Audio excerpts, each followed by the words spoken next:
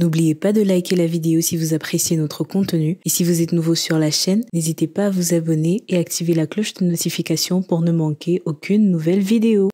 C'est parti. Bonsoir à tout le monde. Je vais commencer par me présenter. Je suis le docteur BGV Marcel.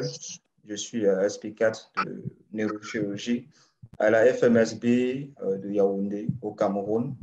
Et je vois que beaucoup sont connectés du Cameroun, mais également je vois de la France et tout, et de l'Afrique de l'Ouest et tout. C'est pour nous vraiment une fierté.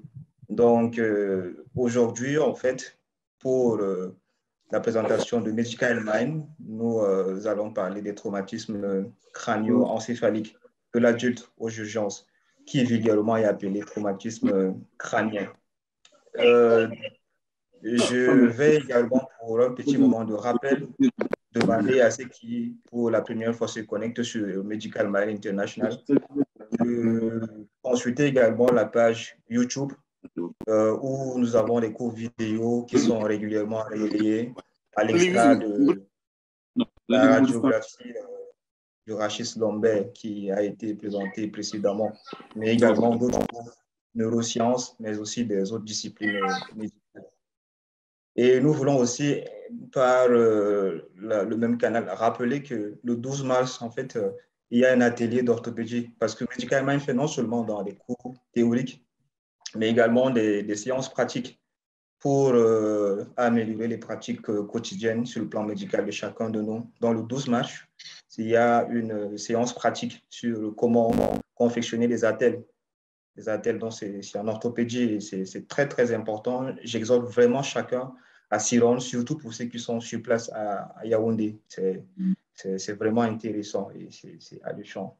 Ceci dit, comme vous l'avez tantôt dit, le traumatisme crânien est un thème très alléchant.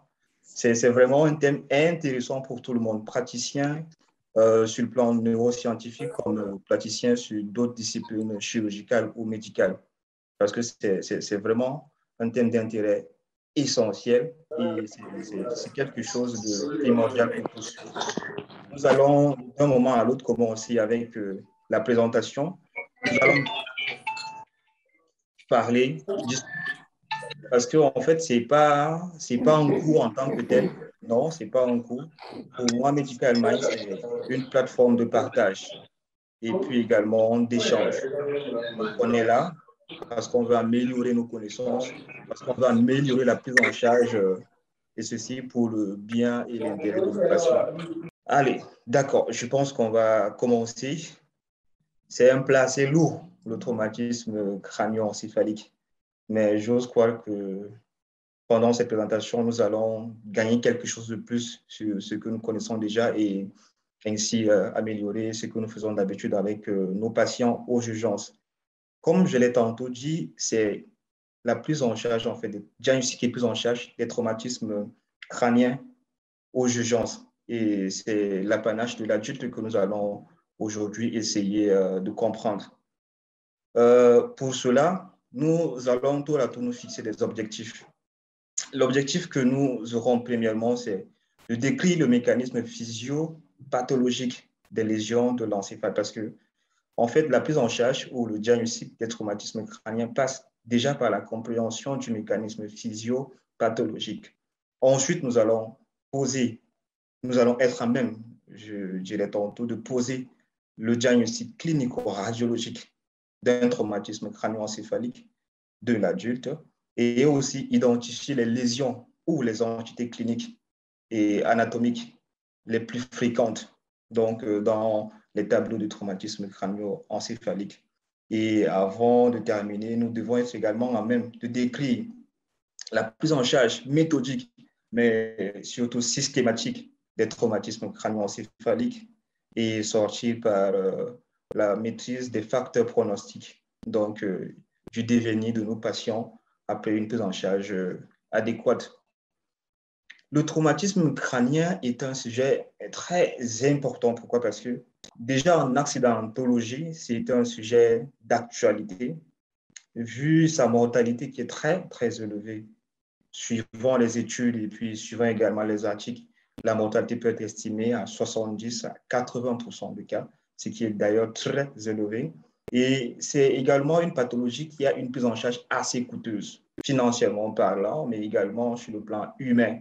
Parce qu'en fait, il a été décrit dans plusieurs articles que le traumatisme crânio-encéphalique, surtout dans sa composante sévère, est une cause fréquente des handicaps acquis de l'adulte, avec des handicaps qui sont visibles sur le plan social, qui sont visibles sur le plan professionnel et très souvent également sur le plan familial. On se rend compte qu'il y a beaucoup de choses que le patient paie et qui lui sont souvent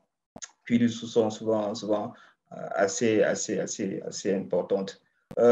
Disons également que l'urgence de l'amélioration de la prise en charge des traumas crâniens s'impose. Parce que, fonction des régions où nous nous trouvons, au Cameroun, par exemple, on sait tous que ce n'est pas dans toutes les régions qu'on a à disposition un neurochirurgien qu'on peut appeler à tout moment ou qu'on peut contacter à tout moment pour avoir un avis concernant un de nos patients et tout. Et puis, nous savons tous que le plateau technique également fait défaut dans plusieurs zones, non seulement au Cameroun, mais également en Afrique de l'Ouest, de toute façon en Afrique subsaharienne. Nous avons un gros problème de plateau technique. Du coup, il est important pour nous d'avoir une fine maîtrise de cette pathologie et d'avoir une harmonie dans la façon de prendre en charge cette pathologie. Et d'ailleurs, Medical Mind qui fait dans cette optique d'harmoniser la prise en charge des praticiens, commençant par leur formation. C'est pour ça qu'en fait, ce cours également est destiné aux externes de 4e, 5e et même de 6e année, mais aussi aux résidents et internes de chirurgie et de médecine en général. Il est donc urgent pour nous d'avoir une généralisation ou une harmonisation de cette prise en charge qui, d'ailleurs, doit être de qualité, doit être également pertinente, mais aussi une sécurité pour le patient, mais également pour le praticien, parce que de plus en plus, on voit l'émergence de l'aspect médico-légal de la prise en charge dans nos hôpitaux. C'est vraiment un volet à prendre en considération et qui doit à tout moment nous alerter. Ça, c'est quelque chose de primordial pour chaque praticien, mais également pour chaque médecin. Comme définition, il nous a toujours été présenté comme quelque chose de banal. Demander à chaque praticien c'est que c'est un traumatisme crânien, mais il va vous dire c'est une évidence. Un traumatisme crânien, c'est un traumatisme crânien, c'est un traumatisme du crâne. Mais ceci, c'est en oubliant en fait la définition qui a été proposée par l'OMS dans le cadre des surveillances. Il a été également proposé il y a de cela des années, c'est vrai, mais cette définition reste quand même d'actualité parce qu'elle nous parle en quelque sorte de façon générale de ce que c'est un traumatisme crânien. Parce qu'en fait, l'OMS définit un traumatisme crânien par la survenue d'une blessure à la tête. Oui, parce qu'on parle de traumatisme crânien, mais qui est suite également à un traumatisme fermé ou ouvert, ou suite à un phénomène d'accélération et décélération pour les conducteurs et aussi avec une altération observée ou déclarée. Pourquoi déclarée? Parce que nous avons également le volet anamnestique dans le volet diagnostic des traumatismes crâniens, déclaré de l'état de conscience ou une amnésie due à ce traumatisme-là. Et il est également noté qu'il est associé à cette entité ou à cette définition la manifestation neurologique ou la manifestation neuropsychologique qui est consécutive à ce traumatisme à la tête. Avec cette définition, nous remarquons simplement que le traumatisme crânien est une entité clinique bien définie qui est en fait qui exclut certaines pathologies ou certaines lésions du crâne qui peuvent être soit obstétriques, qui peuvent être également infectieuses, qui peuvent être dégénératives ou tumorales. C'est vraiment cette définition-là qui nous dit ce que c'est le traumatisme crânien. Parler des traumatismes crânio-encéphaliques ou des traumatismes crâniens sans évoquer la physiopathologie serait un crime de lèse-majesté. Parce qu'en fait, tout découle de la physiopathologie du traumatisme crânien. Quand on a compris la physiopathologie du traumatisme crânio-encéphalique, on comprend simplement comment procéder dans la procédure diagnostique, mais on comprend également comment évoluer ou comment adopter une attitude adéquate dans la façon de prendre en charge cette pathologie. La physiopathologie des traumatismes crâniens ou traumatismes crânio-encéphaliques passe par les lésions primaires, mais également par les lésions secondaires. Les lésions primaires faisant évoquer initialement les contusions parcours. Nous avons cette image qui illustre à suffisance. Les lésions parcours, ça veut dire que en fait, le patient il va au choc et puis directement sur la zone d'impact, on a une lésion sur le plan encéphalique. Nous avons les lésions par contre-coup, ça veut dire que le patient il va au contact du choc et nous avons la lésion encéphalique qui est sur la zone opposée en fait de la zone d'impact. Et enfin, nous avons les lésions primaires, type de lésion axonale diffuse. C'est vrai que c'est une entité qui est le plus souvent constatée chez les joueurs de foot américains ou de rugby et tout, ou des personnes qui ont ce choc répétitif ou avec un choc à haute énergie et puis contact direct de l'encéphale et de la boîte crânienne, on a des lésions axonales au niveau encéphalique de façon diffuse. Ça également, c'est quelque chose à connaître. C'est important, pourquoi? Parce que ça nous orientera sur la neuroréanimation ou sur la prise en charge neurochirurgicale des lésions qu'on aura avec notre patient. C'est très, très important de le connaître.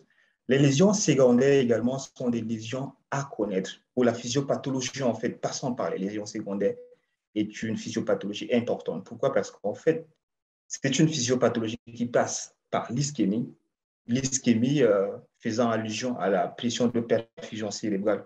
Et nous savons l'équation qui nous donne la pression de perfusion cérébrale qui passe par la PAM qui est la pression artérielle moyenne, moins la P qui est la pression intracrânienne. Ici, ce qu'il faut remarquer, c'est que la pression de perfusion cérébrale baisse quand la pique augmente. La pique peut augmenter dans quelles circonstances? Là, nous sommes en contexte traumatique. Ça veut dire qu'on parle du trauma crânien ou trauma crânio-encéphalique. Dans le cas des hématomes, nous avons une augmentation de la pique qui diminue la pression de perfusion cérébrale. Nous avons également l'œdème qui est un facteur important dans cette physiopathologie passant par les lésions ischémiques. Et également ici, le volet volémie est très important.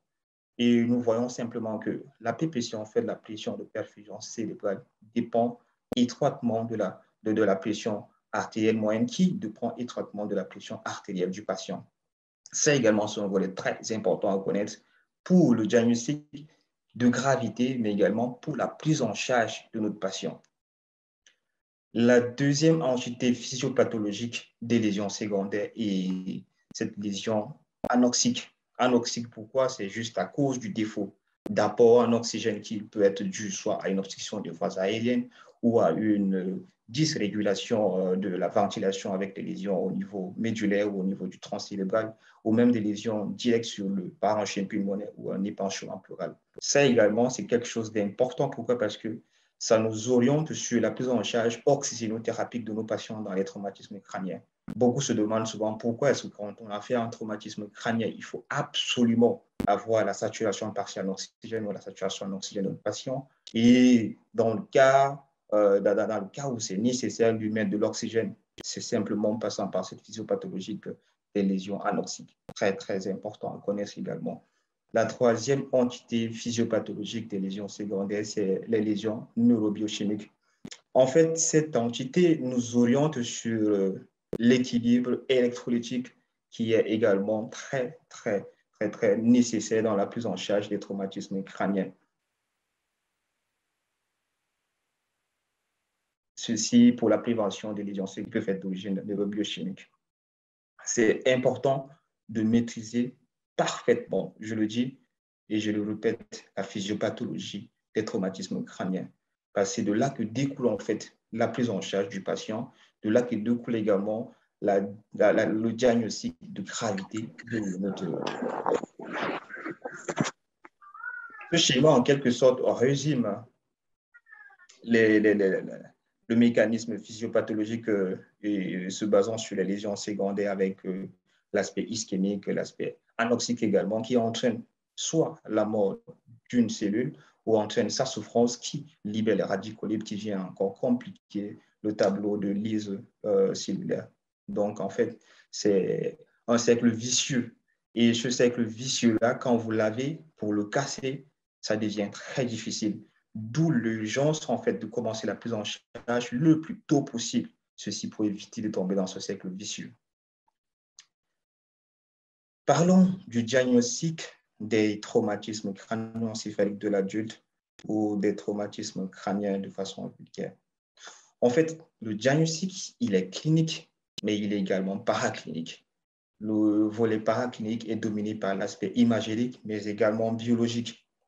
Et sur le plan clinique, il est important d'interroger le patient ou d'interroger ceux qui ont assisté à l'événement traumatique du patient. Pourquoi? Parce que l'anamnèse est d'une importance capitale dans l'établissement du pronostic du patient, mais également de la planification de sa prise en charge. Nous avons l'âge du patient qu'il faut absolument communiquer. Cette plateforme, nous l'avons tantôt dit, est une plateforme qui nous permet d'améliorer nos pratiques quotidiennes. Et nous avons intitulé cette présentation « Traumatisme crânien aux urgences ». Ça veut simplement dire, si vous recevez un de ces jours aux urgences un patient qui est admis pour traumatisme crânien, l'attitude que vous devez avoir sur le plan diagnostique et déjà sur le plan anamnestique d'avoir son âge. Et également, le statut de ce patient, il est célibataire, il est marié, donc on va dire, mais à quoi ça sert? C'est important de savoir si le patient vit seul ou si c'est un patient qui vit en famille. C'est également important d'avoir la latéralité de votre patient, mais de savoir également si c'est un patient autonome. C'est vrai qu'au Cameroun ou en Afrique en général, la plupart des patients victimes de traumatisme crânien sont des patients jeunes et puis qui ont une forte activité physique. Mais ce n'est pas le cas partout. Il y a également des contrées où c'est des patients qui sont à plus de 60 ans, 70 ans ou qui ont d'autres comorbidités associées et qui diminuent ou perturbent leur autonomie. C'est important de le savoir. Et la profession du patient est également importante. Est-ce un patient qui exerce une profession à forte sollicitation intellectuelle? C'est important pour établir son diagnostic, important pour planifier sa prise en charge, mais important également pour discuter avec la famille. Parce que dans la prise en charge, nous voulons qu'il y a un volet très important qui est le counseling et qui également fait allusion au Glasgow Outcome Scale. Il est important de préciser la date du traumatisme. Le patient, oui, il a eu un traumatisme crânien, mais ce traumatisme a eu lieu quand? L'heure du traumatisme est également important parce que nous savons tous que il y a des lésions qui apparaissent 6 heures après le traumatisme et il y a des lésions qui, de prime abord, ne seront pas visibles avant cette période, avant ce délai-là. Il est important de préciser le mécanisme de survenue de l'événement traumatique, mais aussi le contexte. Le patient a-t-il fait un traumatisme ou a-t-il eu un traumatisme crânien en contexte alcoolisé ou pas? C'est d'une importance capitale.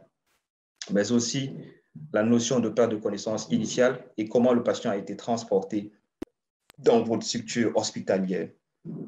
Précisez toujours les signes fonctionnels qui sont ou qui ont trait avec l'hypertension intracrânienne ou une irritation soit corticale, une irritation méningée ou une irritation pyramidale. C'est pour ça qu'il est important de dire si le patient a eu des céphalées d'emblée ou s'il a eu des céphalées de façon intermittente ou si le patient a d'emblée vomi ou si c'est au cours de l'évolution de sa pathologie ou de l'entité clinique qu'il a présenté des vomissements ou si votre patient a convulsé. C'est des signes fonctionnels en fait qui semblent être des signes qui n'orientent pas beaucoup, mais qui sont très, très, très importants pour le neurochirurgien. Et aussi interroger sur la notion de conscience. Le patient, est-ce qu'il était conscient après son traumatisme ou il y a une altération d'emblée de l'état de conscience? Et puis, est-ce qu'il a été d'emblée déficitaire ou le déficit est installé, par exemple, pendant le transport, ou le déficit est installé quelques heures après? C'est des notions très importantes pour le neurochirurgien.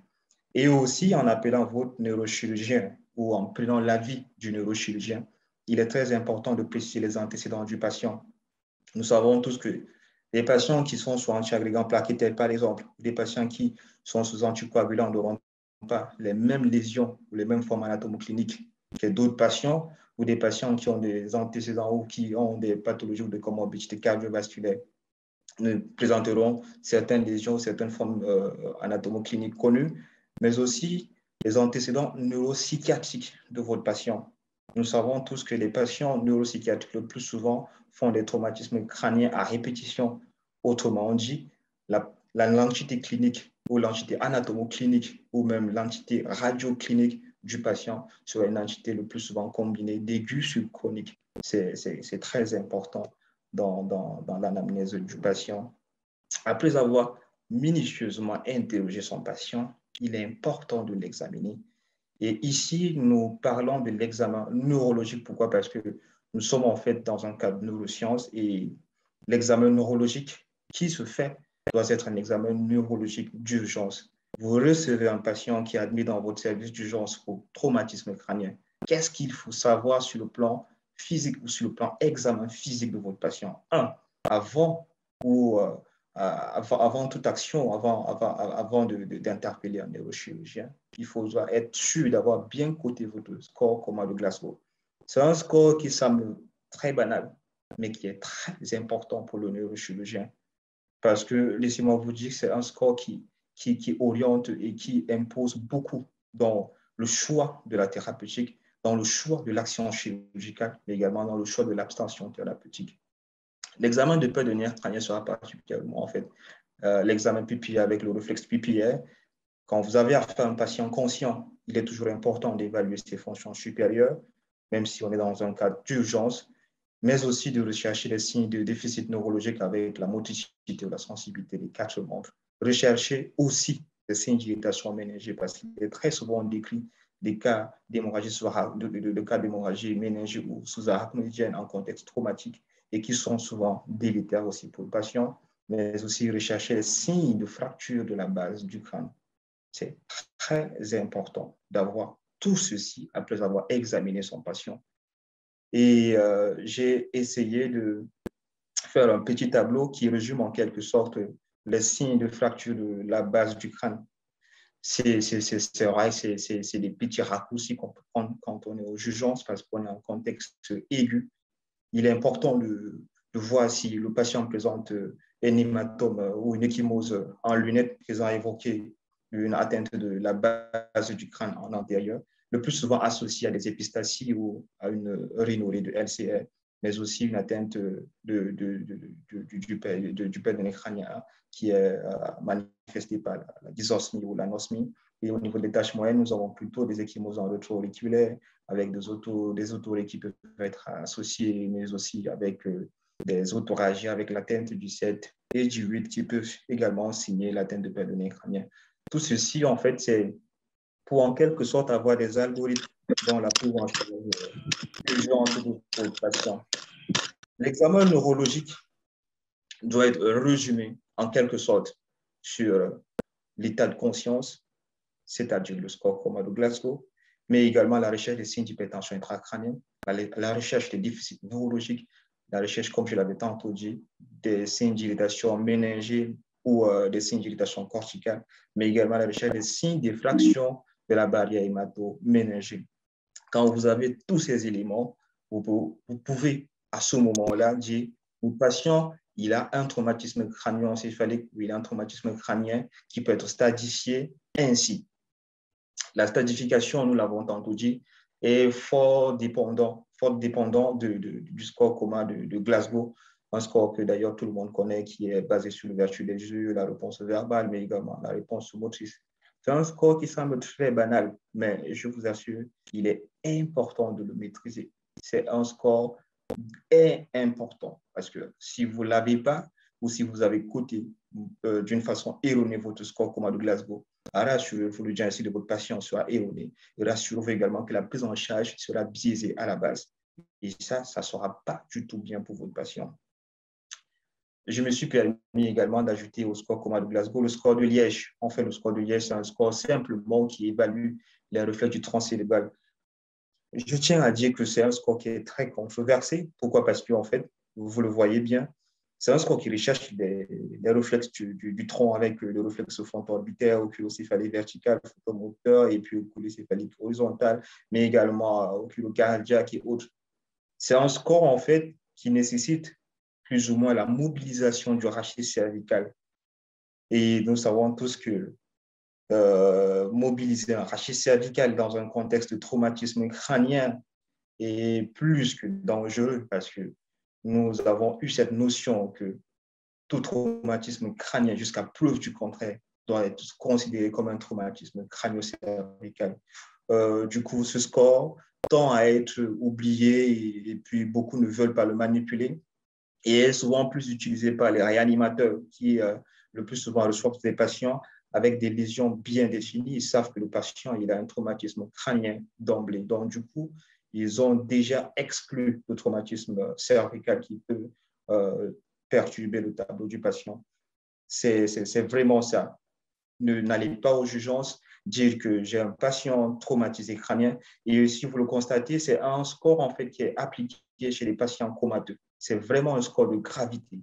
Vous n'allez pas avoir un patient conscient et dire j'ai évalué son score coma de Glasgow, ensuite j'ai évalué son score de Liège. Non, ça n'a pas de sens. Et vous n'allez pas recevoir aux urgences un patient qui vient avec un traumatisme crânien.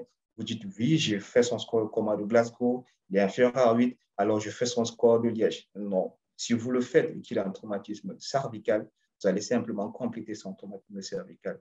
Voilà pourquoi j'ai commencé par dire que c'est un score qui est controversé, mais qui est important à connaître. Parce que si vous avez dans votre service un patient qui a un traumatisme crânien avec lésions radiologiques bien définies et lésions cervicales excluses, vous devez être à même d'évaluer ce score pour savoir si votre patient a encore des lésions du tronc cérébral. Et ceci vous permettra de connaître la profondeur du coma de votre patient.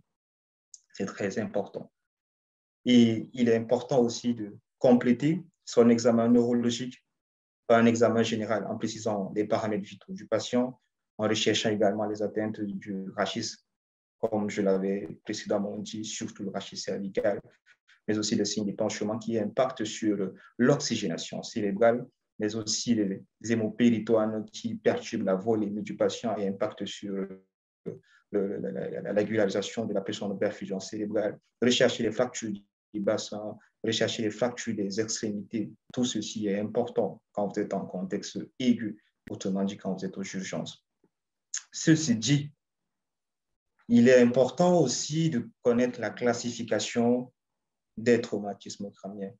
Le score coma de Glasgow est un score ultime. Il est utilisé par tout le monde, mais il faut également savoir que la classification proposée par le score coma de Glasgow n'est pas une classification universelle acceptée de tous. Non. Vous allez arriver dans beaucoup de services de neurochirurgie ou de neuroréanimation et ils ne vous parleront pas du score coma de Glasgow. Parce que pour eux, en fait, le score coma de Glasgow, c'est un score controversé. Se baser uniquement sur le score coma de Glasgow pour donner la classification des traumatismes crânio-encéphaliques ou crâniens peut être quelque part un biais.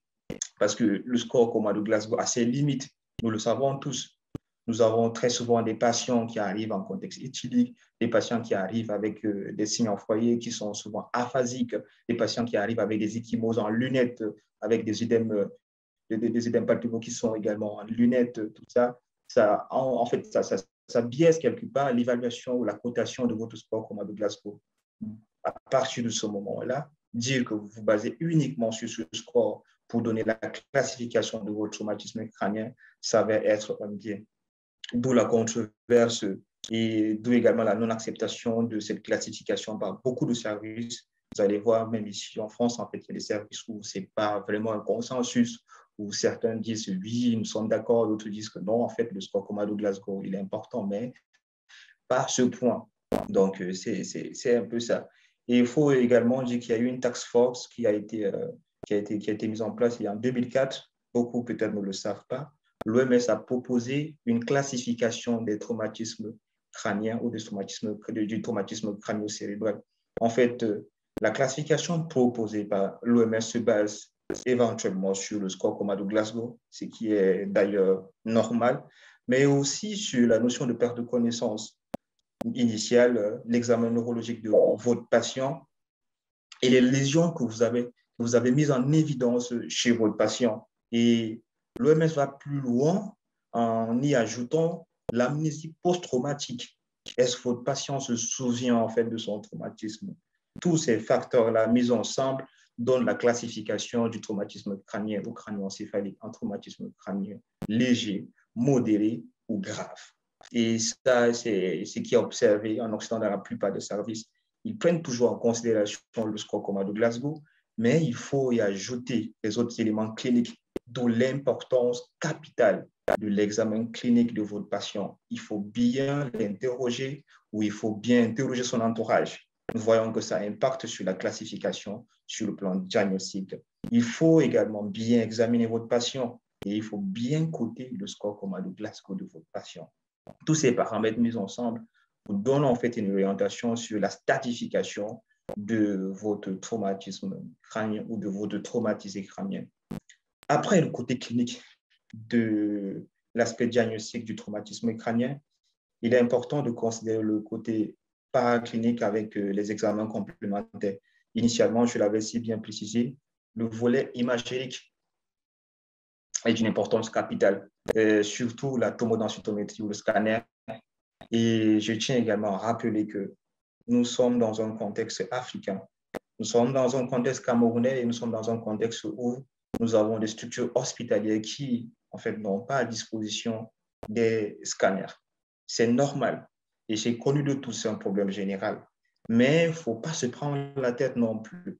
Ce n'est pas parce que je n'ai pas de scanner, ce n'est pas parce que je n'ai pas d'IRM que je vais référer tous les traumatismes crâniens qui arrivent par un coup de tête. Nous avons dit que le côté clinique est d'abord très important. Tout commence par la clinique et le volet paraclinique vient simplement compléter en fait votre tableau clinique.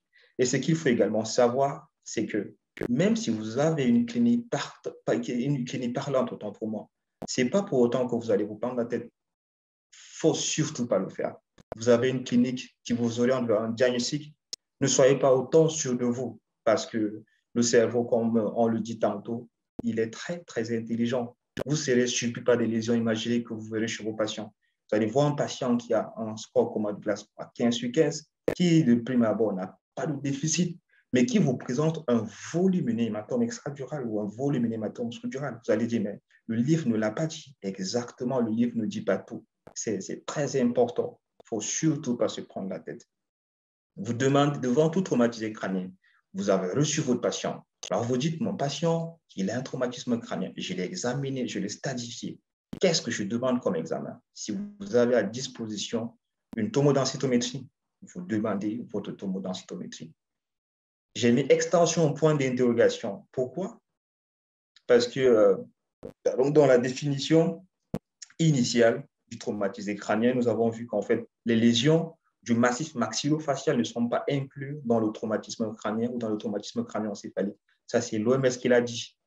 Ce qui veut dire que le massif facial, qui très souvent est associé au traumatisme crânien, pourra être également investigué ou doit être également exploré pendant votre exploration imagérique. Et nous avons également dit que tout traumatisme crânien, jusqu'à preuve du contraire, doit être considéré comme un traumatisé crânio-cervical. Ça veut simplement dire quand vous avez des signes d'appel, quand vous avez un patient qui vous présente par exemple un traumatisme crânien avec des signes de fracture de la base et une atteinte du massif maxillofacial, vous n'allez pas simplement demander un scanner encéphalique. Non, dans ce cas, ce que vous faites, c'est quoi? C'est que vous demandez un scanner crânio-facial. Et vu notre contexte, le patient ne va pas se payer un scanner du massif facial, ensuite se payer un scanner encéphalique. C'est coûteux pour notre patient. Et nous sommes aux urgences, il faut faire un balayage rapide pour explorer le maximum de lésions. Et quand vous suspectez une lésion cervicale, c'est vrai que nous, le plus souvent aux urgences, dès qu'on a des cas pareils, on va voir l'interne radio où on lui dit, voilà, j'ai un patient qui semble être crânio-cervical. En faisant le scanner encéphalique, de grâce, essaye aussi de balayer le rachis cervical. C'est un peu ça, c'est important. C'est très important de le préciser. Quand est-ce que je dois demander un scanner? Simplement, encéphalique. Quand est-ce que je demande le scanner crânio-facial? Quand est-ce que je demande le scanner crânio avec balayage du rachis cervical? Ça, c'est important. Vous avez des indications de chacun de ces examens. Il y a des indications absolues, même dans le contexte camerounais. C'est connu. Ailleurs, c'est vrai, vous avez une suspicion, vous avez un trauma crânien. d'emblée, vous demandez le scanner, même si le patient a 15 sur 15 sur Glasgow. Oui, c'est connu, mais ce n'est pas tout le monde qui peut faire également le scanner. Nous n'avons pas tous des patients qui sont sous sécurité sociale ou des patients qui ont la couverture sanitaire universelle. Non, désolé, le patient camerounais moyen, il ne peut pas se payer un scanner avec un 15 sur 15 de Glasgow. Du coup, vous devez avoir en fait la notion d'urgence dans l'indication de votre scanner. Il y a des cas où vous ne devez pas badiner. Vous avez le patient, oui, c'est un patient indigent, mais le tableau clinique me dit qu'il faut que je demande un scanner. Et on ne va jamais vous condamner d'avoir demandé un scanner, mais on vous condamnera un de ces jours pour n'avoir pas demandé un examen qu'il fallait demander à un patient. Très souvent, nous voyons ça aux urgences parce qu'on veut aider le patient. On dit non, ce patient, il ne fait pas de scanner parce que. Et après, quand le patient présente une dégradation clinique, c'est la famille qui s'acharne sur tout le monde. Pourquoi on n'a pas fait ci, pourquoi on n'a pas fait ça? Et ils seront les premiers à vous dire qu'ils étaient prêts à faire tous les examens possibles. Donc, il faut non plus se prendre la tête avec ça. Vous avez des indications absolues, vous demandez votre scanner. Votre problème n'est pas de savoir si le patient va le faire ou pas. C'est vrai que vous devez avoir de l'empathie, mais à l'urgence, vous ne devez pas vous laisser emporter par les émotions. Vous avez un patient traumatisé crânien avec altération de la conscience, un trouble de la conscience, vous demandez le scanner. Ça, c'est automatique. Vous avez des signes en foyer, un patient qui arrive pour un traumatisme crânien avec un déficit neurologique ou avec des signes d'irritation corticale, vous demandez le scanner. Vous avez un patient qui a des lésions intracrâniennes connues. Vous avez par exemple un patient qui est connu avoir eu une exérèse d'un volumineux méningiome ou d'un glioblastome ou même d'un adénome hypophysaire.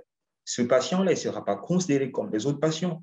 Ou vous avez un patient qui a des antécédents en fait, de lésions séculaires intercrâniennes. Ce patient, vous n'allez pas le prendre comme les autres patients. Quand il arrive, vous savez qu'il a une lésion intracrânienne qui est connue et qui peut à tout moment se compliquer d'un hématome ou se compliquer d'un événement hémorragique ou d'un événement vasculaire.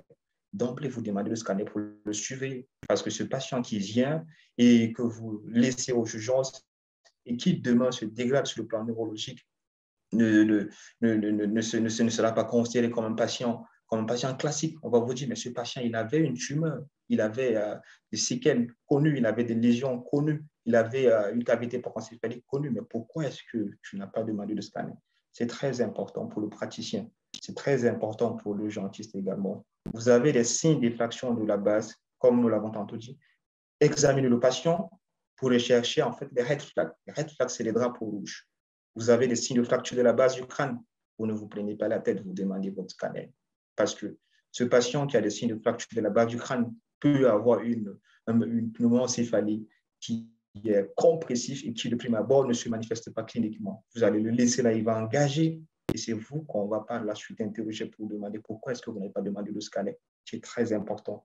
Et il y a également des patients inévaluables. Ça, c'est l'apanage, c'est connu. Vous êtes au bloc d'urgence de l'hôpital central, vous n'allez pas passer à côté. Vous avez des patients qui arrivent éthyliques complètement. Il est à l'ouest.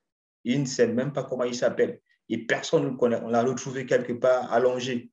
On l'amène aux urgences. Qu'est-ce que vous faites de ce patient? Vous n'avez pas à vous poser une question. Vous demandez votre scanner parce que vous pensez à un traumatisme crânien en contexte alcoolisé. Vous ne savez pas ce qu'il y a dans son crâne. Vous ne savez pas si c'est son état alcoolique ou éthylique qui l'altère sur le plan de la conscience ou si c'est la lésion encéphalique qui l'altère. Donc, c'est très important de demander le scanner. Il y a également des contextes où vous avez des patients qui ont des traumatismes avec altération d'emblée de la connaissance. Vous faites le scanner, vous n'avez rien. C'est en fait dans ce contexte, dans cette entité clinique, qu'on pense très souvent, vous allez voir les neurochirurgiens dire que le scanner, il est normal, mais je pense que, vu l'état clinique du patient, c'est des lésions axonales diffuses. En fait, c'est parce que la lésion axonale diffuse, on ne la voit pas véritablement au scanner ou à la tomodensitométrie. La question, c'est également de savoir, est-ce que je dois demander une IRM juste pour aller voir les lésions étoilées diffuses au niveau de l'encéphale sur le plan didactique? Ça, pour moi, c'est pas nécessaire le plus souvent. Mais pour un but didactique, vous pouvez peut-être le faire. Pour un but académique, vous pouvez le faire. Mais n'allez pas demander à un patient indigent qui est déjà en Glasgow à 7 de faire l'IRM juste parce que vous voulez voir les lésions axonales diffuses. Non. Vous n'allez voir aucun neurochirurgien camerounais le faire. Il voit le patient et dit, c'est un patient traumatique crânien sévère. Il demande le scanner. Il n'y a rien sur le scanner. Il vous dit d'emblée, c'est une lésion axonale diffuse. Donc, n'allez pas continuer l'investigation sur le plan imagique. Vous n'allez rien gagner sur le plan diagnostic, sauf, oui, vous avez vu la lésion, mais ça ne vous apporte rien dans la prise en charge du patient. Et puis, dans des contrées où on n'a vraiment pas accès ni à l'IRM ou au scanner, oui, on s'adapte. On fait avec la radio du crâne, c'est vrai, mais beaucoup vous diront que ça relève de l'Antiquité. Mais bon, ça nous aide. Ça nous aide. Vous avez un patient qui arrive avec une fracture clinique ou avec une plaie crânio-encéphalique qui semble être pénétrante. Et le plus souvent, on voit des plaies qui sont ouvertes avec exposition osseuse et visualisation de l'encéphale. Ouais, mais si on va faire la radio, mais ça va nous dire qu'il y a une fracture, mais ça ne nous apporte pas grand-chose. Ça ne nous dit pas beaucoup de choses, c'est vrai. Mais ça aide beaucoup. C'est mieux que rien. Vous pouvez également le demander. Vous pouvez le demander. Et comme nous l'avons dit, devant toute suspicion de traumatisme crânio-cervical, demander également la radiographie du rachis cervical. Ça aussi, c'est très important. Et ça, même quand vous êtes dans des contrées où vous avez accès au scanner, si vous ne pouvez pas faire un scanner encéphalique avec balayage du rachis cervical, vous demandez un scanner cérébral tranquillement, vous complétez votre scanner avec une radiographie du rachis. C'est très important. Ça vous permettra au moins d'exclure des lésions qui sont visibles sur le plan de la radiographie standard. Sur le plan biologique, la numération formule sanguine est très importante du moment où elle nous permet de savoir si notre patient est anémie ou pas. Nous avons dit que le volet anémie est important. Pourquoi? Parce que c'est vrai, il impacte dans l'oxygénation cérébrale, il impacte dans la volémie, c'est important. Et puis, beaucoup diront, mais pourquoi les plaquettes? Les plaquettes, c'est important. Pourquoi? Vous avez un patient qui a un traumatisme crânien. La plupart des lésions intracrâniennes sont des lésions vasculaires ou hémorragiques. Si vous avez un patient qui a un trouble plaquettaire, il va arriver. Oui, initialement, vous n'allez pas voir de lésion, mais c'est un patient qui va rapidement se dégrader parce qu'il va continuer en fait à saigner dans sa tête et il va majorer la lésion bénigne que vous avez vue initialement. Personnellement, j'ai eu à voir des patients qui sont arrivés comme ça, pas plus tard qu'à ma dernière garde. Des patients qui arrivent 15 sur 15 au Glasgow. Le temps de prendre le patient pour l'amener au scanner, le patient il passe à 13. Et le temps de sortir le patient du scanner pour l'amener en salle de déchoucage, le patient il passe à 11-10 de Glasgow. C'est spectaculaire, mais vous allez dire, mais pourquoi? Mais quand vous faites la biologie de ce patient, vous vous rendez compte en fait que c'est un patient qui a des troubles de la coagulation. Et là, vous vous dites, est-ce qu'il faut le pousser au bloc ou est-ce qu'il ne faut pas le pousser au bloc? C'est des décisions très, très importantes à prendre. Ça, c'est beaucoup, beaucoup important pour le neurochirurgien. Et pour ceux qui sont en première ligne, vous êtes aux urgences, vous n'avez pas toujours des neurochirurgiens à proximité. Vous pouvez demander ça déjà, en fait, pour anticiper sur la prise en charge adéquate de votre patient. Et puis, les formes cliniques. Quand vous avez examiné votre patient, vous avez demandé l'imagerie qu'il faut. Vous devez savoir dans quelle entité clinique ou dans quelle forme anatomo-clinique se situe votre patient. Est-ce que vous avez en fait un traumatisme crânien avec hématome? Ou disons que quand vous voulez aller en tiroir ou en casier, vous avez un traumatisme crânien. Le patient, bon, je tiens à rappeler que le traumatisme crânien, ce n'est pas déjà un diagnostic vraiment. C'est vraiment pas un diagnostic. Parce que quand vous me dites que vous avez un traumatisme crânien, je dis, mais chez lui-là qui a un traumatisme de la cheville, il a aussi un traumatisme. Mais traumatisme de la cheville, ça ne veut rien dire. Traumatisme du poignet, ça ne veut rien dire. Traumatisme de la main, ça ne veut rien dire. C'est exactement la même chose. Traumatisme crânien, c'est vraiment tout un gros paquet. D'où l'importance de la forme anatomo-clinique. N'appelez pas un neurochirurgien, vous lui dites, j'ai un traumatisme crânien, je fais comment? Non, il ne va pas vous répondre comme il le faut. Quand vous avez fini avec la procédure clinique et paraclinique, vous devez situer en fait l'entité anatomo-clinique de votre patient. Mon patient, il a des lésions focal. Et quand vous avez demandé votre examen imagétique, vous tombez sur cette image, vous savez d'emblée que, initialement, je l'ai dit à la diapo précédente, que au scanner, c'est vraiment rigolant, mais vous avez l'aspect du citron, que nous, le plus souvent, on a connu sous le nom de l'aspect biconvexe. Vous l'avez là qui fait évoquer un traumatisme, un hématome extradural. Et vous avez l'aspect, soit, bon, disons que ce que nous on a appris, c'est en croissant de lune ou en croissant lunaire, mais qui est également appelé sur l'aspect en banane. Voilà, donc ça, c'est pour évoquer l'hématome sous-dural. Et puis, là, vous avez une imagerie d'un hématome extradural. Pourquoi il est biconvexe? Pourquoi il ressemble à un citron? C'est simplement parce qu'il est limité par l'insertion durale qui se fait le plus souvent au niveau des sutures des os du crâne. Donc, il est un extradural, autrement dit, il se localise il se localise entre deux insertions de la durée. Quand vous voyez l'image de l'hématome sous-dural, nous sommes en sous-dural. En sous-dural, nous n'avons pas de zone d'insertion. Autrement dit, nous avons une fluidité hémisphérique. Voilà pourquoi vous avez l'hématome qui ont l'apparence soit d'une banane ou de l'aspect en croissant linéaire qui s'étend très souvent sur tout l'hémisphère. Et ici, vous avez une image d'un hématome intraparenchymateux. Quand vous l'avez, ne vous sentez pas vraiment précis. Bon, pas précis, mais ne vous sentez pas menacé. L'imagerie peut être monstrueuse. L'imagerie peut être fantastique, mais vous n'avez aucune élocution clinique. Ça également, c'est important. D'où l'aspect anatomo-clinique. La clinique est importante, mais l'imagerie également est importante. Si vous avez un patient qui a une bonne stabilité sur le plan clinique et qui présente une lésion sur le plan radiologique, vous n'allez pas le transférer de Bélabo, je ne sais pas trop, ou de Gawaboulaye pour Yaoundé. Et puis, si vous avez un patient qui a une clinique qui est parlante, avec un hématome extradural qui ne semble pas assez volumineux, ça également, vous n'allez pas le garder parce que si ce patient vous fait un hématome extradural qui est progressivement extensif, vous allez le perdre parce qu'il va engager. Donc, c'est très important. Et ça, c'est pour ceux qui sont en urgence. Quand vous avez un scanner, vous avez le résultat du scanner, vous dites, OK, vous appelez le neurochirurgien, vous lui dites, j'ai un patient traumatisé crânien sévère qui présente ça, ça et ça sur le plan clinique et qui a telle image sur le plan scanographique. C'est important. Le piège également, c'est, nous l'avons tantôt dit, vous avez des patients qui sont très souvent chroniques dans leur traumatisme. Vous avez un patient qui fait des traumatismes crâniens à répétition et qui, de prime abord, a une lésion chronique qui est inconnue.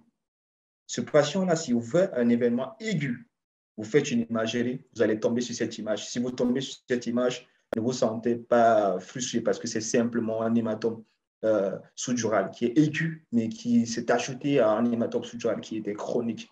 Donc, c'est également important. Et ça, c'est très souvent des hématomes qui parlent sur le plan clinique. Donc, quand vous l'avez, vous appelez immédiatement le neurochirurgien, vous lui dites, oui, j'ai un patient aigu qui a un traumatisme crânien modéré ou sévère avec tel sur le plan clinique, mais qui a également sur le plan imagique un hématome sous-dural aigu subchronique. C'est important, pourquoi? Parce qu'il va décider de la technique chirurgicale qu'il va utiliser pour la prise en charge de votre patient. C'est important pour le neurochirurgien. Et la deuxième image, ici, de prime abord, on a l'impression de rien voir. Mais ici, vous voyez bien évidemment qu'il y a un effacement des sillons corticaux, vous avez une disparition carrément du sillon et vous avez une petite déviation de la ligne médiane. Ça veut simplement dire que vous avez une collection là. Il nous a toujours été répété que le cerveau, il est symétrique. Quand vous voyez quelque chose à gauche, vous ne la voyez pas à droite, ça veut dire qu'il y a quelque chose d'anormal. Et bien évidemment, c'est un hématome subaigu que vous avez. C'est des pièges que vous pouvez avoir. Vous avez un patient qui est éloquent cliniquement, mais vous faites le scanner, vous tombez sur cette image, vous lui dites, mais je n'ai pas de lésion. Est-ce que c'est un édème? Ce n'est pas un édème, c'est une lésion chirurgicale. Il a un hématome subaigu. Alors, il faut l'adresser rapidement chez le neurochirurgien qui va faire la prise en charge chirurgicale. C'est très important. Et puis là, nous avons le côté chronique. C'est connu, c'est comme le paludisme en fait du neurochirurgien, l'hématome sous-dural chronique. Ça également, c'est important à connaître. L'autre côté des lésions, c'est les lésions diffuses et qui très souvent portent à confusion. Beaucoup, quand ils voient des lésions diffuses, ils commencent à stresser. Ils disent non, il faut transférer le patient absolument dans un service de neurochirurgie. désolé, vous n'allez pas faire traverser 3 régions à un patient juste pour la surveillance des lésions diffuses. Non, ça peut se faire sur place. Et très souvent, beaucoup sont surpris quand ils nous appellent, ils disent, j'ai un patient qui a un traumatisme crânien modéré, mais qui a des contusions bifrontales.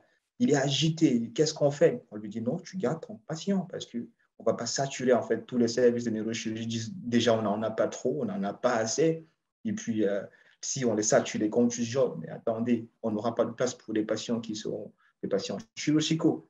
Donc, vous avez un patient qui a des lésions pareilles, vous pouvez le garder, mais ce n'est pas tout patient que vous allez garder. Si vous avez un patient qui est sévère ou qui est de modéré à sévère, mais vous l'envoyez en réanimation ou si vous avez une unité de réanimation dans votre hôpital, vous le gardez en réanimation, vous le surveillez en sachant ce que vous allez surveiller.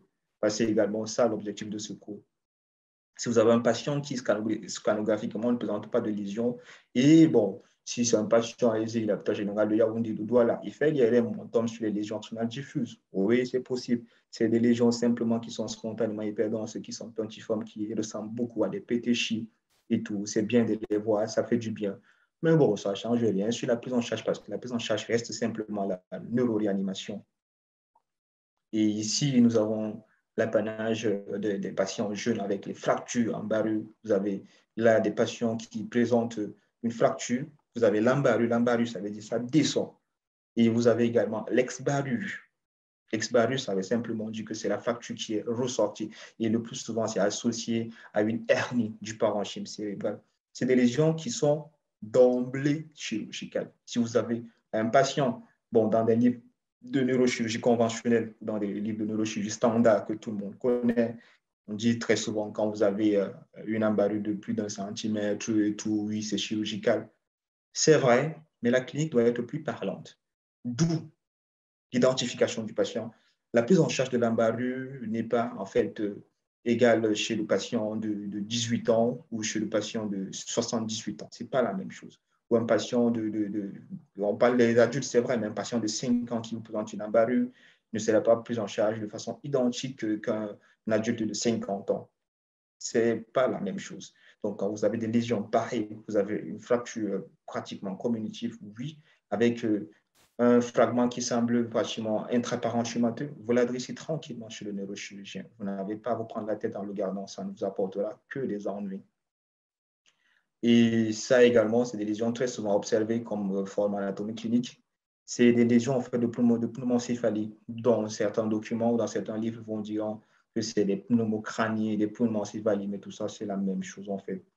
Mais ce qu'il faut noter ici, c'est que c'est des lésions en fait qui montrent une atteinte indirecte. En fait, c'est des lésions en fait qui sont des signes indirects de l'effraction de la barrière hémato-méningée ou de la barrière ostéoméningée. Si vous avez une pneumoncéphalie ou une pneumocranie, vous êtes sûr que vous avez une effraction ostéoméningée, soit au niveau de la base antérieure ou au niveau de la base moyenne. D'où l'importance de connaître la clinique de la fracture de la base antérieure, de la fracture de la base moyenne. Et c'est des patients qui sont comme des caméléons. Ils vont arriver dans vos services avec 15 ou Glasgow et puis rapidement se dégrader. Surtout les patients qui ont une pneumoncéphalie compressive comme ça, en bifrontale, qui ressemble au mont Fuji. C'est très important de le connaître. Quand vous l'avez, une fois de plus, vous ne vous prenez pas la tête. Vous appelez le neurochirurgien, vous le transférez. Il faut savoir que si vous avez un patient avec une pneumoncéphalie compressive et qui doit effectuer des kilomètres et des kilomètres pour voir le neurochirurgien, ça, c'est également dangereux pour vous et pour votre patient. Parce que c'est un patient qui peut facilement engager pendant son transport. Donc, il faut prendre des dispositions sévères. Est-ce qu'il faut le garder? Si oui, on le garde en quoi faisant? C'est important parce qu'il y a des patients qui sont traités avec la pneumoncéphalie de façon médicale. Il y a eu des articles qui ont été produits à propos sur la prise en charge non chirurgicale des pneumoncéphalies. Vous pouvez peut-être le tenter, mais rassurez-vous, si vous n'avez pas d'unité de réanimation, n'essayez pas. On ne se prend pas la tête, on transfère le patient chez le neurochirurgien. Donc, c'est un peu ça. Et puis, l'autre entité qui est spectaculaire, c'est les crânioencéphaliques proprement dites, qui peuvent être superficielles avec juste une atteinte du scalp, et qui est souvent spectaculaire. Vous le voyez, vous voyez un scalp qui est complètement décollé sur le pariétal. Vous voyez l'os pariétal. Vous stressez? Non, si vous n'avez pas d'effraction osseuse, et si vous n'avez pas de lésion associée sur le parencéphalique. Pourquoi vous devez stresser? Vous faites simplement un barrage, vous situez votre patient, vous le gardez, avec une bonne prophylaxie antibiotique et puis également avec une bonne prise en charge sur le plan hydroélectrolytique. Vous n'avez pas de souci. Mais si vous avez affaire à une plaie crânio-encéphalique pénétrante, ne tentez pas. Beaucoup essayent souvent et disent non, on ne voit rien, on voit juste un petit trou. Si vous avez une effraction, si vous avez un écoulement de LCR, n'hésitez pas à transférer le patient parce que c'est des patients qui vont vous causer des ennuis pour rien du tout en fait. Vous êtes dans une périphérie, vous êtes dans une zone rouge ou en zone de guerre, vous avez un patient qui arrive avec une flèche dans la tête, vous avez un patient qui arrive avec une pointe dans la tête. Ça également, n'essayez pas parce qu'on a vu beaucoup ont tenté en périphérie dans des villages d'enlever simplement la pointe. On dit non, c'est juste une pointe et tout, donc on l'enlève et tout. Quand vous enlevez la pointe, le patient, il n'a pas mal, c'est normal, le cerveau, il ne fait pas mal, mais vous ne savez pas ce que vous causez à l'intérieur parce qu'en enlevant votre pointe, vous détruisez toutes les structures avoisinantes de votre structure, de votre pointe, c'est encore étranger, et vous prenez le risque en même temps de léser les lésions des vaisseaux qui sont en intraparenchymateux, de léser les vaisseaux leptoméningés, et également de créer, je ne sais pas trop quoi dans ce cerveau. N'essayez pas. Une chose à retenir, n'essayez pas. Vous avez un corps étranger, laissez-le là et appelez le neurochirurgien. Vous ne vous prenez pas la tête. Des patients qui ont souvent des douilles de balle, ça aussi c'est connu. C'est vrai que dans la plupart des cas, on ne va pas les chercher, non, mais on a des façons, des prises en charge non opératoires. Ça veut dire qu'on suivait le patient en suivant à la mobilisation du corps étranger en intraparenchymateux. Ça également, c'est important. Mais ce n'est pas parce que le patient a une douille dans la tête qu'on va lui dire, mais c'est fini. Non, ce n'est pas fini. Et très souvent, on ne perd même pas ces patients parce qu'on les suivait et puis on voit simplement la migration. S'il n'y a pas de structure noble au voisinage de la douille, on la laisse et puis ça va migrer tout doucement. Donc, c'est un peu ça. Ça ne sert à rien de prendre le risque d'aller opérer un patient, lui faire une grosse craniotomie pour aller chercher une douille qui est au niveau de la base du crâne ou qui est au niveau de la selle justique. Non, ça n'a pas de sens. Ainsi, après avoir posé le diagnostic de votre patient, après avoir stadifié votre patient, la prise en charge consiste en des éléments que tout le monde connaît.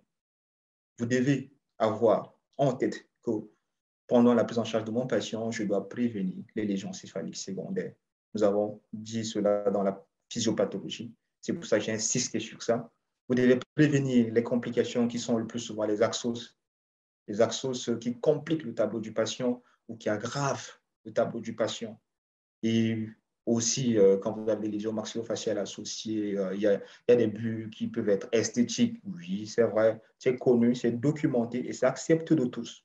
Donc, n'allez pas dire à un patient qui a une embarrure en frontale que non, ton embarrure, on peut laisser ça comme ça. Non, vous ne laissez pas comme ça. Si lui veut que son embarrure soit levé, on lève son embarrure. C'est aussi ça.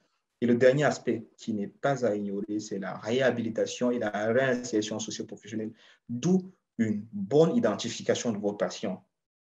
Bon patient, je dois le connaître au bout des doigts. Comment il s'appelle, il a quel âge, il vit où, comment, avec qui, est-ce qu'il est marié, est-ce qu'il est autonome, il fait quoi comme activité. C'est important parce que si vous ne l'avez pas, ces informations-là vont être biaisées pendant la prise en charge de votre patient et vous allez soigner votre patient, vous allez sortir votre patient de l'hospitalisation et si à la maison, en fait, le patient, vous allez le perdre. Donc, c'est très important de planifier le retour à domicile de votre patient. Pour la prise en charge médicale, les moyens sont connus. Position proclive. Vous êtes aux urgences, vous avez un patient qui arrive pour trauma crânien, vous ne vous agitez pas, vous le mettez en position proclive. Ça, c'est après l'avoir évalué et puis stadifié également son trauma. Vous lui mettez des antalgiques efficaces en fonction du palier. C'est vrai que dans le contexte camerounais africain, on n'a pas trop l'usage familier des paliers 3, des morphiniques. Non, mais sous d'autres cieux, c'est couramment utilisé. Vous avez un patient qui entre, on lui met de la morphine. C'est vulgaire, c'est accepté de tous. C'est un peu ça, parce que le patient ne doit pas avoir mal. Sinon, il va s'agiter et il va compliquer son traumatisme crânien. Si le patient a une irritation corticale, il a des crises épileptiques, vous lui mettez des antiépileptiques en aigu pour arrêter sa crise. Et s'il répète une crise, vous lui mettez des antiépileptiques chroniques pour prévenir les éventuelles crises. Et vous devez également assurer une normovolémie, une volémie de votre patient. C'est vrai qu'on dit également qu'il faut mettre du mannitol, qui est en quelque sorte une controverse aussi, surtout dans le contexte camerounais, on n'a pas de mannitol 20%. Il faut assurer une bonne oxygénation de votre patient. Soit vous lui mettez de l'oxygène en lunette, soit vous l'intubez carrément, soit vous lui faites une trachéotomie s'il a une obstruction mécanique de la CRORL. Et comme toujours, on lui met une sonde nasogastrique, une sonde urinaire de mer, et on met également la prophylaxie pour la prévention des escarres et aussi pour la prophylaxie pour certains ulcères de stress et autres. Beaucoup diront, est-ce qu'il faut mettre un anticoagulant? Non, en contexte aigu. Si vous avez un événement hémorragique, vous devez peser, en fait. Si j'ai un patient qui a une fibrillation auriculaire connue, qui a une valve mécanique aortique, qui également a des antécédents d'embolie pulmonaire qui est massive et qui est sur anticoagulant depuis 10 ans, ça doit me faire réfléchir parce que ce patient, si je le soigne comme un autre patient dit oui, il a un trauma crânien, il a un événement hémorragique, donc je ne mets pas d'anticoagulant, je vous assure, le lendemain, vous allez vous retrouver avec un AVC ischémique massif et le plus souvent, ça prend carrément l'hémisphère. Et là, vous avez un traumatisme crânien modéré qui vous présente des lésions hémisphériques et qui sont ischémiques. Vous voyez que vous avez plus à perdre en fait. Donc, c'est toujours des choses à prendre avec beaucoup, beaucoup de précautions. Il faut réfléchir. C'est pour ça en fait que Medical Mind a été mis en place. C'est pour nous aider à comprendre certaines choses qui ne sont pas expliquées dans les livres et également à les assimiler dans nos pratiques. On veut être plus pratique. On ne veut pas rester dans le livre. On ne veut pas rester à l'amphi. Nous avons dit remplissage normo-volémique et volémique, assurer une bonne perfusion artérielle parce que la PAM influence sur la perfusion cérébrale et puis l'alimentation du patient. Pourquoi? Parce que nous savons que le patient, s'il est hypoglycémique, il va vous faire un édème cérébral, il va l'aggraver et il va compliquer son tableau clinique. La corticothérapie, encore une autre controverse. Beaucoup vous diront qu'il faut mettre, d'autres vont dire on ne met pas. Ça dépend des services. J'ai souvent l'habitude de dire que il n'y a aucune étude qui a prouvé l'apport ou la contribution de la corticothérapie, mais aussi aucune étude qui a prouvé que ça n'apporte rien ou ça apporte quelque chose de négatif. Donc, fonction des services, fonction des hôpitaux, des services des urgences, vous allez voir que l'habitude du service sera de mettre la corticothérapie ou de ne pas mettre la corticothérapie. Ça, vraiment, ça dépend des patrons des services. Et puis les oxygénateurs, oui, est-ce qu'il faut mettre du somazina, est-ce qu'il faut mettre du gamalate B6, est-ce que c'est des controverses, mais il n'y a aucune évidence sur le plan médical, aucun article qui va vous dire vous devez mettre. Vous ne mettez pas, on ne vous condamne pas. Vous mettez, on ne vous condamne pas. Donc, ça dépend de votre bon sens, en fait. C'est à vous de voir. Si vous le prenez comme un placebo, allez-y. Si ça ne vous apporte rien, vous ne mettez pas et vous ne serez pas condamné pour ça. Le côté chirurgical de la prise en charge des traumatismes crâniens, c'est également c'est quelque chose de systématique. Et ça commence aux urgences. Nous avons dit, vous avez une plaie, du scalp, sans effraction crânienne, sans lésion intracrânienne. Vous êtes aux urgences, vous faites un barrage classique. Vous ne vous stressez pas. Vous lavez abondamment. Vous assurez d'avoir fait une bonne écosectomie, d'avoir enlevé les débris. Ensuite, vous suturez votre scalp. Vous n'avez pas à peler le neurochirurgien pour dire on a une plaie du scalp et tout, il faut. Non. Mais rassurez-vous de bien connaître le barrage également. Parce qu'on a vu des cas où on a fait des barrages jusqu'à mettre des draps et tout. Non. Quand vous ne savez pas, vous demandez. Mais quand vous avez vu une fois quelqu'un faire, vous ne vous stressez pas, vous le faites comme il l'a fait. C'est aussi simple que ça. Et puis sur le plan neurochirurgical, oui, on peut faire des craniotomies. Craniotomie pour évacuer les hématomes en urgence, craniotomie pour faire des lobectomies et même craniotomie pour faire des craniectomies, pour faire des décompressions quand on a fait des hypertensions intracrâniennes ou réfractaires au traitement médical. Et puis, on peut faire des levées d'embarras. Ça aussi, ça peut se faire en urgence parce que c'est pas parce qu'on a une embarras qu'on doit laisser traîner le patient pendant des mois. Sous doute sur vraiment, c'est pas acceptable. Et puis, ce qu'on retient enfin, c'est quoi? C'est j'ai un patient qui est admis pour traumatisme crânien. C'est un patient adulte, d'accord, il a un traumatisme crânien léger. Léger dans le sens de la classification de l'EMS. J'insiste encore. Il est léger, je le surveille aux urgences pendant 24 heures. Ensuite, je le laisse rentrer en connaissant son contexte familial, en sachant qu'à la maison, il y a peut-être quelqu'un qui va le surveiller ou pas. Mais si vous avez un patient qui vit seul dans une maison isolée, vous le laissez rentrer après 24 heures s'il convulse et il vous revient dans un état critique, on peut vous interroger pour ça. Donc, il faut connaître l'environnement de votre patient. Il faut bien maîtriser votre patient sur le plan clinique, mais également sur le plan social. Si vous avez un patient plus jeune, les enfants, la surveillance se fait en 48 heures, c'est connu. Vous devez au moins le garder. Parce que si vous le gardez à moins de 48 heures, vous le laissez rentrer, quelque chose arrive, c'est vous qu'on arrête. Si vous avez un adulte, vous le laissez rentrer à moins de 24 heures, c'est à vous qu'on demandera des comptes. C'est un traumatisme crânien sévère, d'accord. Les lésions sur le plan imagérique sont comment? C'est des lésions qui sont des lésions focales. Oui, on appelle le neurochirurgien, on pousse le malade au bloc. Non, c'est des lésions diffuses, c'est des contusions et tout. C'est la neuroréanimation. C'est un traumatisme crânien modéré, d'accord. Il a des lésions sur le plan cérébral, sur le plan imagérique, oui. La clinique est éloquente, mais elle n'est pas très parlante. Suivez le patient. S'il émerge, on peut le laisser rentrer après quelques jours de surveillance. S'il immerge, s'il plonge, soit on le pousse au bloc, soit on le pousse en neuroréanimation. Si vous gardez un patient avec Glasgow à 7 dans votre service, que quelque chose arrive, c'est vous qu'on interrogera parce que ce n'est pas à vous de surveiller un patient traumatisé sévère, c'est de la neuroréanimation. Et puis, ça, nous l'avons tantôt dit, quand vous avez des effractions de la base du crâne, oui, est-ce qu'il faut... Mais ça, c'est l'apanage des neurochirurgiens. Mais c'est toujours important à connaître. La surveillance de mon patient. Comment je surveille mon patient? Je suis aux urgences, je dis, OK, je dois faire une surveillance clinique sur 24 heures. Glasgow, toujours, c'est important. Mon patient, il a un score de Glasgow qui émerge ou qui émerge. C'est important de le savoir. Le réflexe pupillaire, comment? Pourquoi? Parce que le signe parlant, il parle plus rapidement quand on a fait une hypertension intracrânienne. Du coup, le neurochirurgien vous dira toujours, le Glasgow du patient, il est comment? Les pupilles sont comment? Est-ce qu'il est déficitaire? Est-ce qu'il a des signes? C'est tout ce qu'il va vous demander. Donc, la surveillance doit être systématique, mais aussi les paramètres vitaux, comme on l'a tantôt dit. Pour le pronostic, vous devez savoir que l'état de conscience initial impacte sur le pronostic de votre patient. L'âge du patient, vous avez un patient plus âgé, il n'aura pas le même pronostic qu'un patient plus jeune. Et puis également, la pression artérielle moyenne, c'est important, mais aussi, ça va voler avec l'hématocrit. Le plateau technique est un facteur important dans le pronostic. Si on n'avait pas un gros plateau technique, vous êtes à même de dire qu'à cause du plateau technique, le patient peut sombrer. Donc, il ne faut pas faire dans de la gentillesse inutile. Il faut dire la vérité aux patients.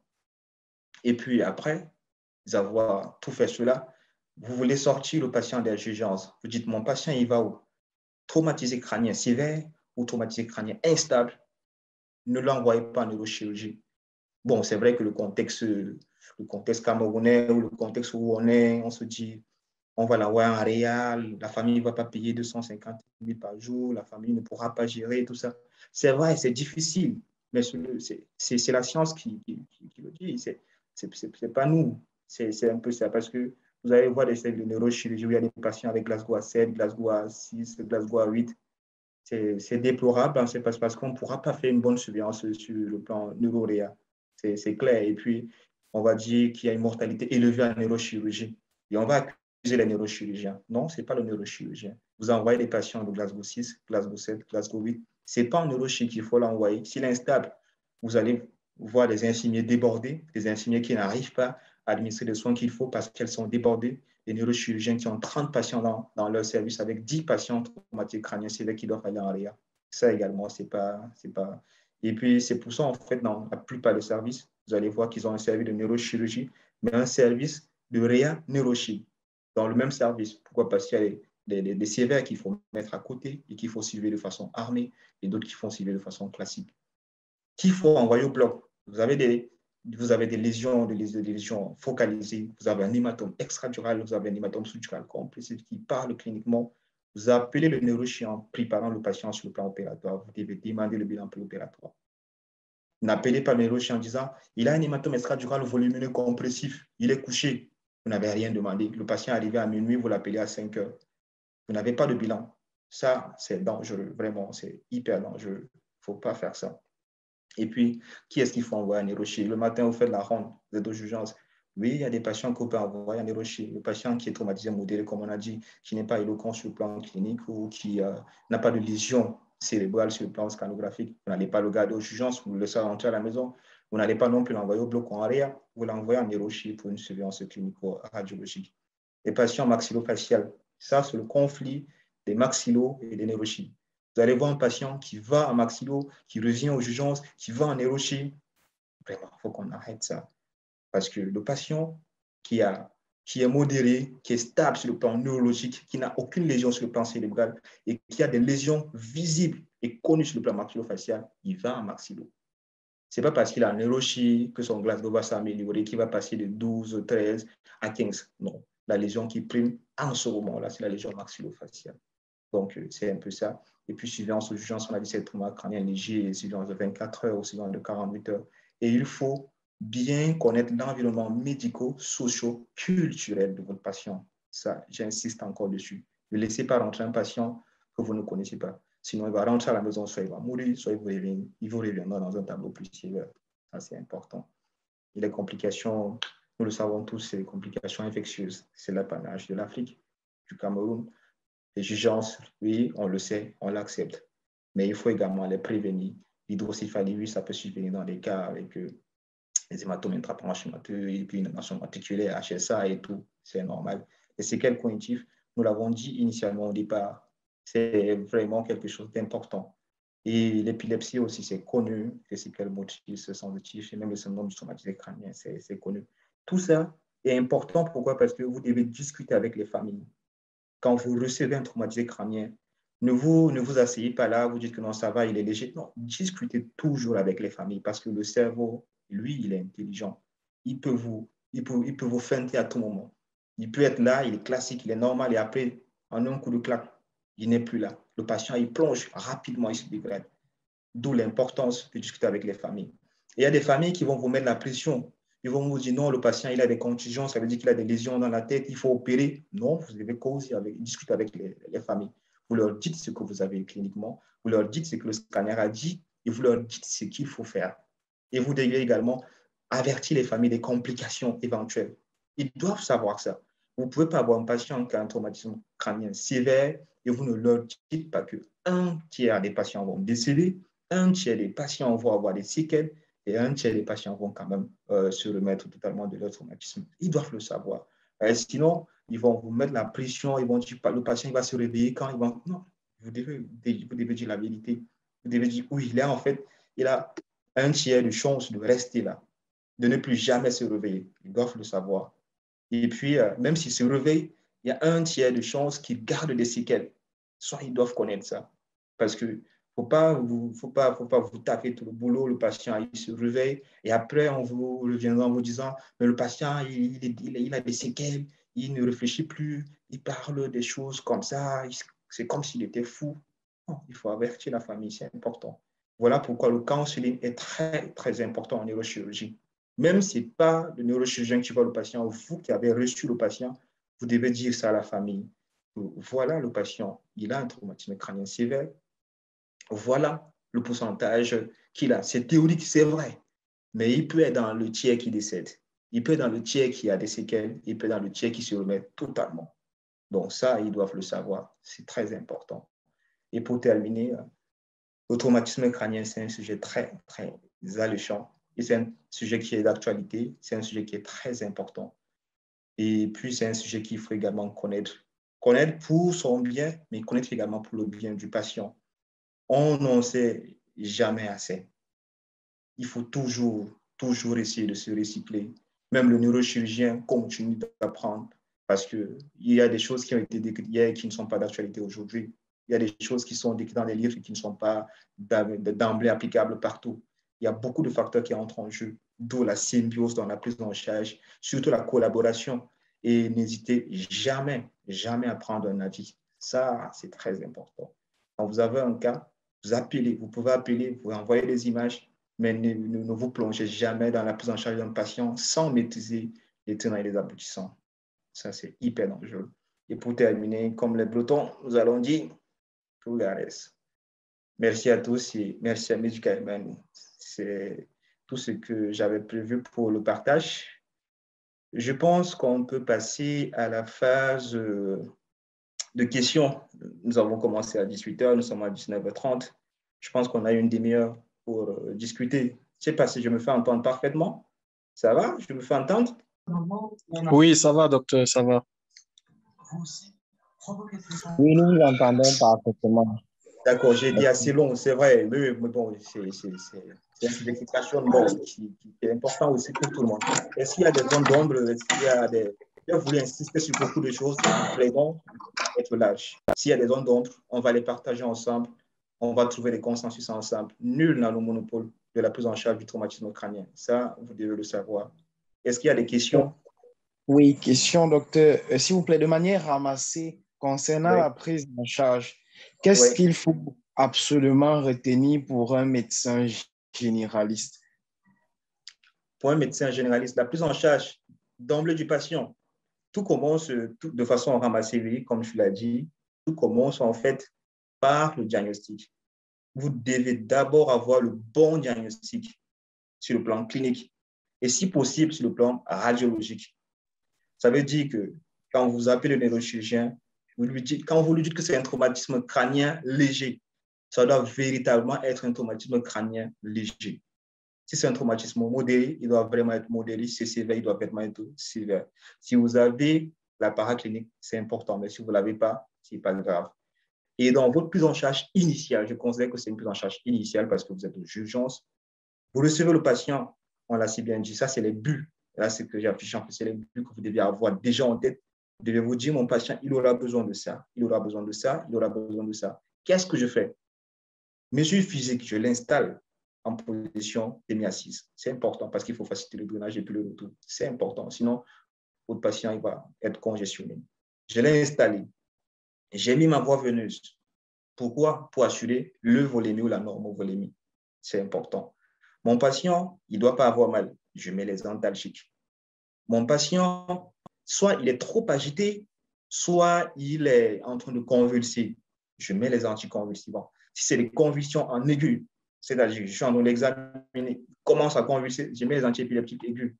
Ce qui est connu très souvent, c'est le Valium ou le diazépam. Vous le mettez pour arrêter la convulsion. S'il répète encore des crises convulsives, qu'est-ce que vous faites? Vous mettez les antiépileptiques qui sont le plus souvent chroniques, parce que le phénobarbital, c'est un antiépileptique connu et qui est chronique, mais qui n'agit pas d'emblée. Si vous le mettez là, vous avez un patient qui convulse, vous mettez le phéno, la convulsion ne va pas s'arrêter, parce que le phéno n'agit pas là. Donc, ça, c'est important à connaître pour le médecin généraliste qui est aux urgences. En aigu, je mets les antiépileptiques aigus. Si ça se répète, je mets aigu. Oui, je passe peut-être à la deuxième ligne avec le clonazepam, mais je mets un antiépileptique chronique. Normovolémie, on a déjà mis la voie veineuse en haut. Mon patient, est-ce qu'il a une bonne oxygénation? Parce que dans la physiopathologie, on a dit qu'il y a un mécanisme anoxique. Sinon, il ne sature pas bien, je mets de l'oxygène. C'est important. Si j'ai des lunettes, je mets. Si je pense que c'est un traumatisme crânien sévère, je l'intube carrément. L'exemple qu'on a ici, par exemple, à Brest, c'est traumatisme crânien sévère. Personne ne se prend la tête. On envoie le patient en neuroréa, on l'intube. Mais ça, ce n'est pas ton travail comme médecin généraliste. Tu vas peut-être appeler le neuroréa. Mais tu peux mettre les lunettes d'oxygène. C'est important, l'oxygénation. Ensuite, oui, si c'est un patient qui est sévère, d'emblée, je sais que je dois mettre la sonde nasogastrique, sinon, il va te faire des pneumopathies d'inhalation. Et s'il reste là pendant plus de 24 ou 48 heures, tu dois l'alimenter par la sonde. C'est important. Il faut contrôler sa diurèse. Je dois mettre la sonde urinaire. C'est important. Ou je mets un péniflot. C'est important. Prévention des escarres, oui. Si je suis dans un hôpital qui m'offre assez de plateauthèque, je mets les matériels anti-escarres. Ça, c'est pour les patients qui vont souvent de modéré à sévère. Et puis la prophylaxie, on a dit, ce n'est pas tout le monde qui accepte de mettre les IPP, et puis ce n'est pas tout le monde qui accepte de mettre les héparines à bas port moléculaire. Non, ça aussi, c'est fonction des patients. Donc, si j'ai reçu mon patient, je l'ai évalué, je l'ai stadifié. Ça veut dire que je connais sa représentation clinique, je connais ce qu'il a comme lésion imagérique. Je l'installe aux urgences.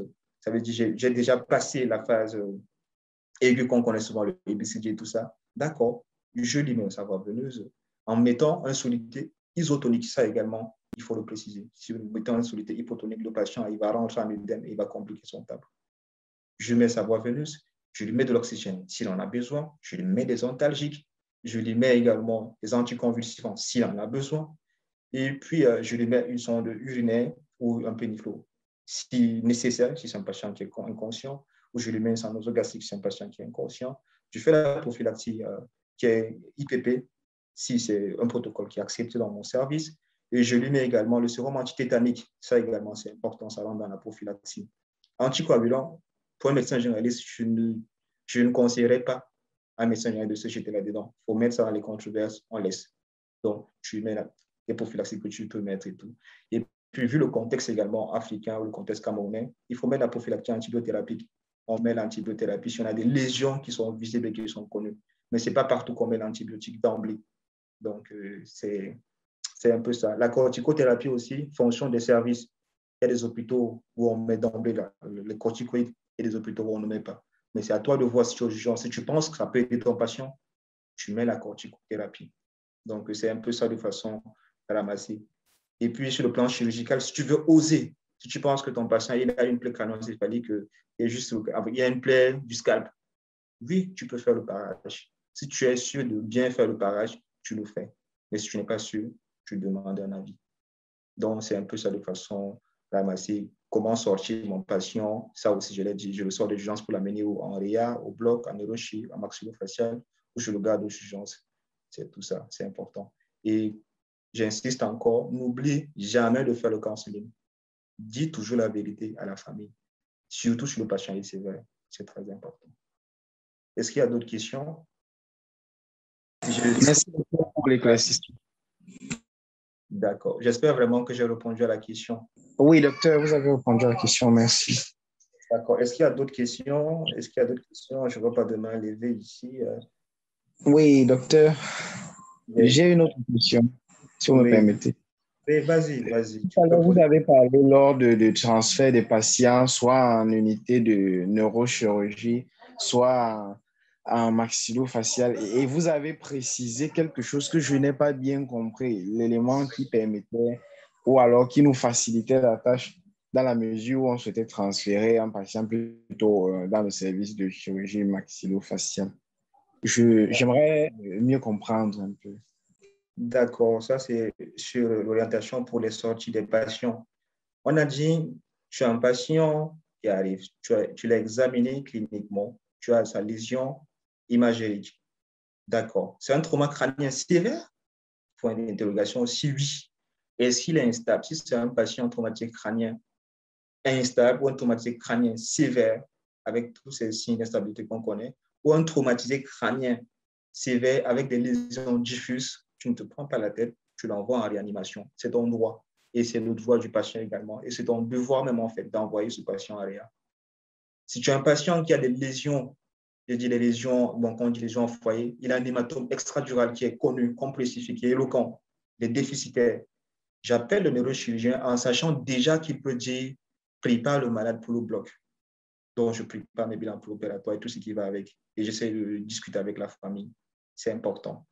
Si j'ai un patient traumatisé crânien modéré ou léger qui n'a aucune anomalie sur le plan scanographique, sur le plan cérébral, et qui n'a pas de lésion avec risque d'aggravation secondaire, j'appelle le neurochirurgien, je lui dis, je transfère ce patient chez toi parce que c'est un trauma crânien modéré donc, ou léger et il n'a pas de lésion d'emblée chirurgicale ou il n'a pas de lésions qui peuvent rapidement s'aggraver. Donc, je ne l'envoie pas en réa, je ne l'envoie pas au bloc, mais je l'envoie chez toi. Si tu as un patient qui a un traumatisme crânien léger ou modéré, qui est stable sur le plan neurologique, tu fais le scanner, il n'y a pas de lésion encéphalique. Ça veut dire que c'est un patient qui n'est pas déficitaire, il n'a pas de signe d'hypertension crânienne, irritation méningée, corticale, pyramidale, il n'a rien de tout ça.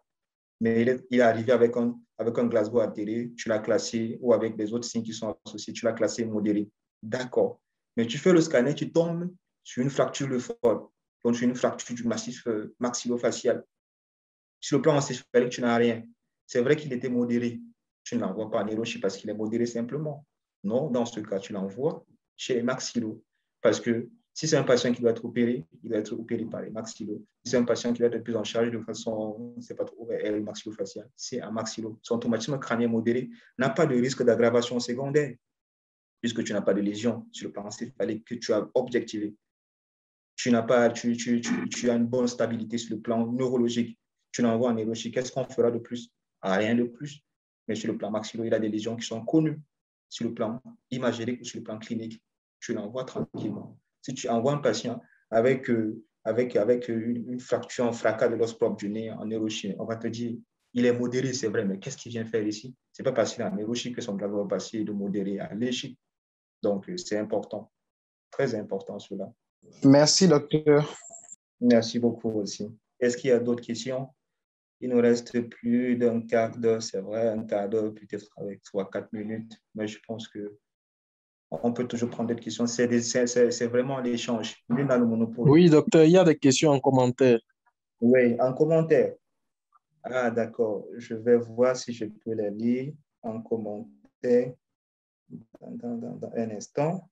Oui, je vois ici, merci beaucoup pour la présentation. Je vais reconnaître en quoi est-ce que le contexte alcoolique du patient pourra nous être utile dans le diagnostic, surtout que vous avez beaucoup insisté dessus, sur l'anamnèse. La prise en charge sera-t-elle différente de celle d'un patient non alcoolisé et tout. Merci beaucoup pour la présentation. Oui, l'alcool, c'est un facteur qui est important dans le traumatisme crânien. Déjà, sur le plan chronique, si vous avez un patient éthylique chronique, nous savons tous que c'est des patients qui présentent des lésions sur le plan encéphalique qui les prédestinent à faire un certain type de forme anatomoclinique. Parce que c'est des patients qui vont faire des atrophies au niveau du cortex. Ils vont faire des atrophies au niveau du cortex en sustentoriel et même en sous-tentoriel. Ils vont faire des atrophies au niveau cérébelleux, des atrophies au niveau cérébral. Tout ça les prédispose en fait à faire des hématomes au niveau de l'heptoménège. Le plus souvent, c'est des hématomes sous-duraux. Donc, c'est très important de savoir ça. S'il est éthylique chronique, vous aurez un cerveau qui semble être le cerveau d'un vieillard chez un patient de 30 ans. Un patient de 30 ans qui a des atrophies. Vous allez vous dire, mais ce n'est pas possible qu'il ait des atrophies comme ça. Non, il a eu des atrophies parce qu'il a passé 20 ans de sa vie à picoler. Ça, c'est important. Ça, c'est sur le plan chronique. Sur le plan aigu, c'est important. Pourquoi? Parce que j'ai dit qu'il faut préciser les antécédents neuropsychiatriques de votre patient. Il y a des patients éthyliques. Si un individu se permet de consommer de l'alcool jusqu'à s'oublier, de se faire percuter par un véhicule ou tomber dans une fosse, vous savez d'emblée que ce monsieur-là, il a quelque chose de psychiatrique chez lui.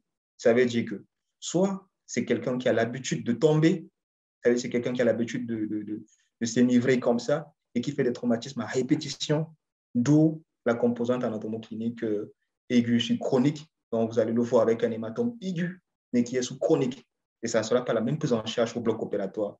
Parce que si vous avez un hématome aigu, sous-dural aigu sur chronique, vous n'allez pas l'opérer comme un patient qui a un hématome aigu ou comme un patient qui a un hématome chronique. Ça, c'est très important dans la prise en charge chirurgicale du patient, mais aussi dans l'aspect diagnostic de votre patient. L'autre côté aussi, qui est très souvent ignoré dans notre contexte, c'est la prise en charge de son alcoolisme. Vous avez un patient qui vient, qui est admis aux urgences parce qu'il a été percuté ou parce qu'il est tombé dans une fosse parce qu'il était enivré. Ce patient-là, on a dit dans les buts de la prise en charge qu'il faut non seulement traiter le patient-là, mais il faut préparer son retour à domicile. Si vous le laissez sortir comme ça, il va rentrer à la maison, il va refaire le même scénario, il va vous revenir avec un traumatisme encore plus sévère. Donc, vous devez préparer sa prise en charge sur le plan psychiatrique. C'est important. C'est vrai que dans le contexte camerounais, c'est très souvent négligé. On dit non, en fait, tout le monde se saoule pour inonder ou pour noyer ses soucis. C'est faux. On a des psychiatres, on a des centres qui prennent en charge pour ça. Et vous devez adresser ce patient. Si vous ne le faites pas, j'ai tantôt dit qu'au départ, l'aspect médico-légal est en train de prendre de l'ampleur dans notre contexte. Si vous ne le faites pas et que vous avez un patient ou une famille qui est instruite, cette famille-là peut vous entendre une procédure judiciaire. Il faut faire très attention. Donc, si vous avez un patient en contexte éthylique, vous le dites. Et dans l'indication du scanner également, on l'a précisé. On a dit si vous avez un patient qui arrive aux urgences, il a un traumatisme crânien, oui. Il arrive, vous l'évaluez, vous supposez qu'il a un Glasgow à 9. Et puis, il a une haleine éthylique. D'après vous, le Glasgow à 9, c'est son traumatisme crânien ou c'est l'éthylisme qui le met à 9 de Glasgow? Vous voyez que sur le plan diagnostique, vous êtes un peu égaré. Du coup, vous êtes obligé de demander le scanner pour exclure les lésions sur le plan cérébral, sur le plan encéphalique. Donc, c'est très important sur le plan diagnostique, dans la clinique. C'est important sur le plan thérapeutique, la prise en charge médicale, la prise en charge chirurgicale, la prise en charge médico-légale de votre patient. C'est important également dans le suivi du patient. Qu'est-ce que je fais? Est-ce qu'il faut planifier ou programmer un sevrage? Est-ce qu'il faut l'adresser à un spécialiste pour la prise en charge de son alcoolisme? Et aussi voir pourquoi est-ce qu'il plonge dans ça? Est-ce qu'il y a une façon de prévenir cela? Ou est-ce qu'il faut avertir sa famille et dire à sa famille que Voilà, c'est un monsieur qui passe son temps à s'énivrer, il faut prendre des dispositions et tout.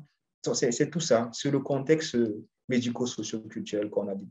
C'est très important. J'espère avoir donné des réponses à tes préoccupations. Voilà, je vois encore une question. Désolé, je n'arrive pas vraiment à tout lire, mais je vois ici, est-ce que nous pouvons envoyer les patients en physiothérapie, kinésithérapie, réhabilitation? Bon, le thème, en fait, le thème de notre échange, c'est traumatisme crânio-encéphalique à des adultes aux urgences. Vous voyez, donc, aux urgences, en fait, le contexte aigu de la chose. Ça veut dire, vous êtes aux urgences, qu'est-ce que vous faites? Mais dans le service de neurochirurgie ou dans la prise en charge chronique du patient, c'est autre chose. Parce que le neurochirurgien ne va pas sortir le patient comme le médecin des urgences. Non, ça ne sera pas la même chose. C'est vrai qu'on a anticipé avec certains aspects, mais ça ne sera pas la même chose. Parce que dans la réhabilitation, on a bien dit cela dans les buts. Dans les buts, on a dit, le dernier point, c'est la réhabilitation et la réinsertion socio-professionnelle. Ça rentre dans la réhabilitation fonctionnelle, ça rentre dans la kinésithérapie d'adaptation, la kinésithérapie neurologique, la kinésithérapie physiologique, qu'on appelle souvent la physiothérapie. En fait, c'est tout ça. C'est tout ça. Il y a beaucoup de paramètres à prendre en compte. Ceci après avoir évalué, comme je l'ai tantôt dit avant de terminer la présentation, le Glasgow Outcome Scale. Mon patient, il sort comment? Est-ce qu'il sort dans un état végétatif? Est-ce qu'il sort avec des séquelles importantes? Est-ce qu'il sort avec des séquelles mineures? C'est tout ça qui va en fait permettre aux praticiens de dire, je l'envoie à la maison avec kiné, sans kiné. Si avec kiné, il va faire quel type de kiné en fait? Donc, c'est tout ça. Il y a plusieurs types de kiné. Est-ce que c'est juste kiné simple ou kiné physique ou c'est kiné passif, actif, avec neurostimulation ou pas? Donc, c'est tout ça. Il y a beaucoup de paramètres. Ça, c'est un peu spécialisé, c'est plus l'apanage du neurochirurgien. Mais c'est important de les connaître. Si vous êtes dans un service de neurochirurgie, vous pouvez faire ça parce que c'est vous qui sortez les patients. Est-ce qu'il y a d'autres questions que je n'ai pas répondu? En fait, je vois ici, je me fais écouter. Et je vois ici Binchele qui pose, s'il vous plaît, j'aimerais savoir si on peut quand même mettre une hypertothérapie à dose préventive. Ça, j'ai insisté dessus. Il faut peser le gain et la perte. Si vous pensez que votre patient a beaucoup de comorbidités et qu'il faut absolument mettre une anticoagulation, ça, vous pouvez le mettre.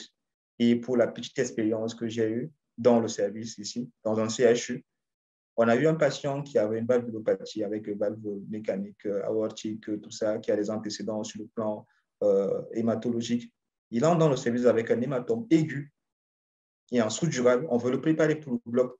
On dit en plein staff, avec des profs titulaires de neurochirurgie, des agrégés, tout ça, on dit qu'on ne met pas d'anticoagulation parce que c'est un hématome aigu et qu'il faut l'opérer en urgence.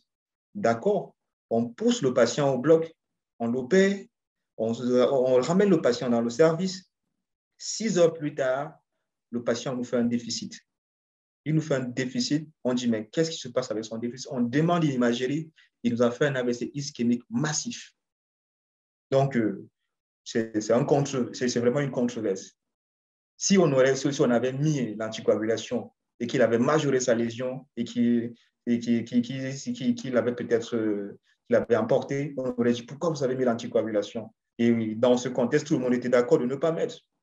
Mais le voit ce patient qui sort au bloc, on a évacué l'hématome et qui a un AVC ischémique massif. Ça aussi, c'est des controverses. Pour les médecins généralistes aux urgences, ne prenez pas le risque.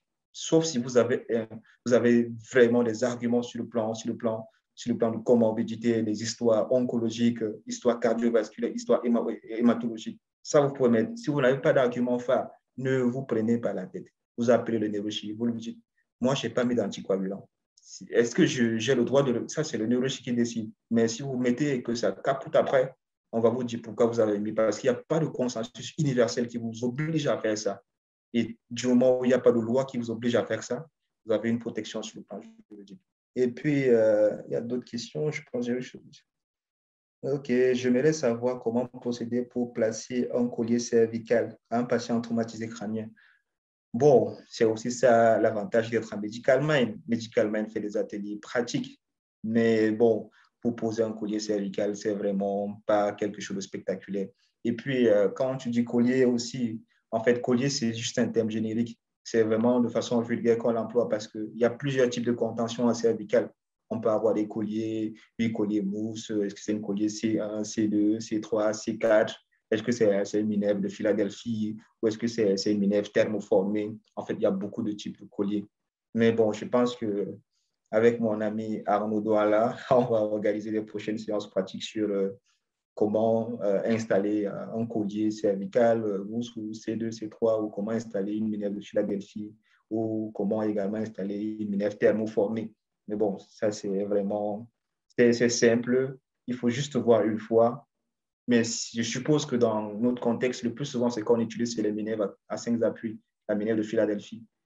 Il faut juste connaître l'orientation. On le met et puis vous devez être sûr d'avoir pris les 5 appuis, donc le menton et puis le sternum et puis l'appui au niveau du lignon en occipital et puis au niveau des deux omoplates. C'est tout. C'est rien de spectaculaire.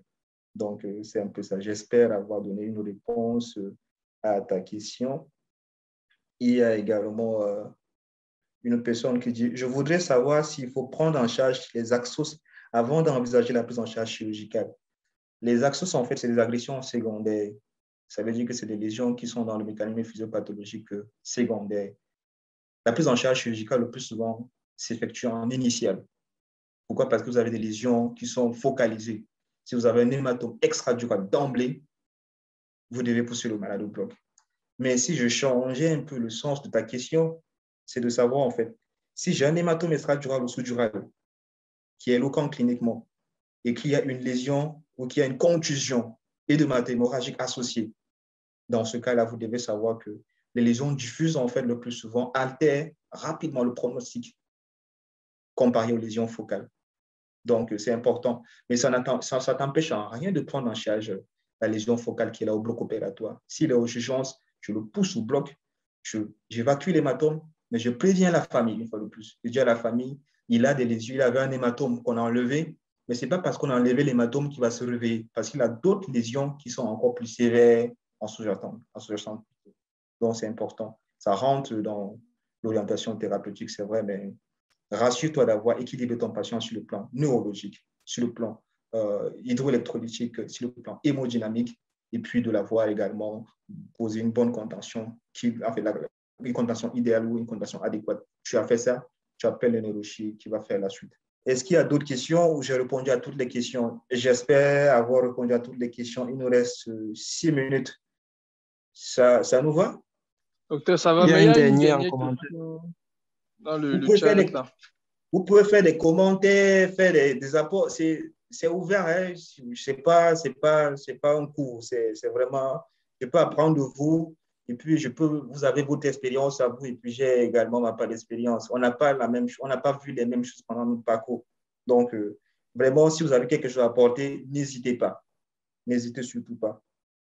Je vois ici une autre question. Si un patient présente des lésions mixtes, pourquoi les diffuse? On va au bloc d'abord ou pas? Bon, j'avais essayé d'anticiper en fait sur la question. Comme je le disais précédemment, vous avez une lésion focale associée à une lésion diffuse. Le plus souvent, c'est hématome extradural avec contusion hémato-hémorragique. Et c'est souvent les mécanismes mixtes. Vous avez des lésions en coup et en contre-coup. Vous avez une grosse lésion diffuse à type de contusion hémato-hémorragique. Et à côté, vous avez un volumineux hématome extradural. Comme je l'ai tantôt dit, si vous êtes aux urgences, vous avez évalué ce patient. Ce patient, si vous ne l'opérez pas, l'hématome qui est là va continuer à augmenter sa pression intracrânienne et à altérer son état neurologique. Ça, c'est la première hypothèse. Et ce même patient, si vous l'opérez, vous allez évacuer l'hématome qui est là. Ça veut dire que vous allez évacuer le surplus de substances dans la boîte crânienne. Certes, vous allez libérer l'hypertension intracrânienne, vous allez lever l'hypertension intracrânienne. Mais vous n'allez pas complètement réveiller votre patient. D'où le counseling.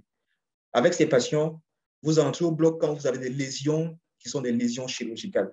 Ça veut dire le plus souvent, les neurochirurgiens utilisent, très souvent, ils utilisent le volume. Si le neurochirurgien arrive, il calcule le volume et dit c'est plus de 30 cc et tout, épaisseur de plus de 15 mm, 15 cm. Ouais, c'est vrai, il faut le pousser au bloc.